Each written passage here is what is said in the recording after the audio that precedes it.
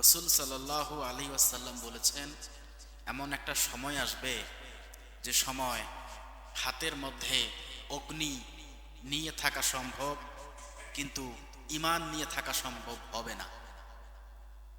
আগুন চিনেন তো সবাই, তাই তো? একটা কাঠের মধ্যে যদি কেউ আগুন লাগিয়ে দেয় আর এই কাঠটা জ্বলতে থাকবে, তার একটা কয়লার অংশ যেখানে আগুন জ্বলছে, রসূল বলেছেন ওই আগুন হাতে নিয়ে থাকা সম্ভব হবে, কিন্তু ঈমান নিয়ে টিকে থাকা সম্ভব হবে না। আমার তো মনে হয় আমরা সেই যুগেই চলে এসেছি, ঠিক কি না? তামাম পৃথিবীর মধ্যে বাংলাদেশ একটা ছোট্ট দেশ। এই ছোট্ট দেশ হিসেবেও এই পৃথিবীতে যতগুলো জায়গায় তাফসির মাহফিল হয়, রেকর্ড আছে, সব থেকে বেশি তাফসির মাহফিল হয় আমাদের বাংলাদেশে, ঠিক কি না?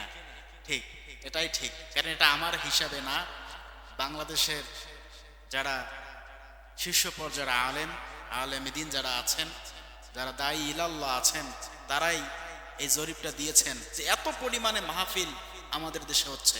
কোনো হুজুরের সিরিয়াল নাই।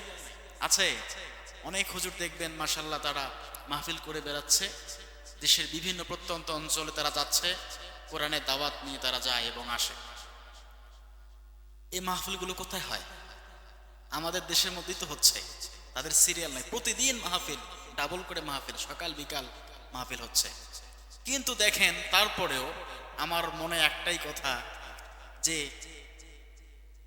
বাংলাদেশে যে পরিমাণে মসজিদ আছে, এই পরিমাণে মসজিদ যেতগুলো আছে, যদি প্রতিটা মুসলমান নামাজ আদায় করে, অন্ততপক্ষে শুক্রবারে নামাজ যদি আদায় করতে যায়, মসজিদ জায়গা দেওয়ার কথা নয়, মসজিদ জায়গা দেওয়ার কথা নয়। আপনি জাহাজ কোম্পানি মোড় যাবেন, সেখানে একটা মসজিদ আছে, নবাবগঞ্জ জামে মসজিদ। আপনারা জানেন, মনে রাখবেন। আমি ওখানে যাই প্রায়, মাগরিবের নামাজ বা কখনো নামাজ আদায় হয়, তো সেখানে দেখি যে মসজিদ ব্লক।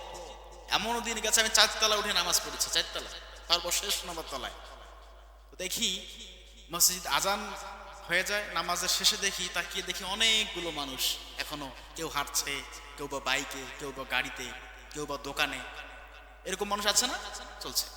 চিন্তা করলাম, এতগুলো লোকের মধ্যে বাছাই করে মাত্র এই কয়েকজন লোক নামাজ পড়তে আসলাম, ধরলাম ওখানে 400 লোক আছে। তাহলে এই লোকগুলো যদি নামাজ পড়তে আসতো, মসজিদে জায়গা দিত? ওরকম 3টা নবাবগঞ্জ মসজিদ হলেও মসজিদ জায়গা দেওয়ার কথা নয়।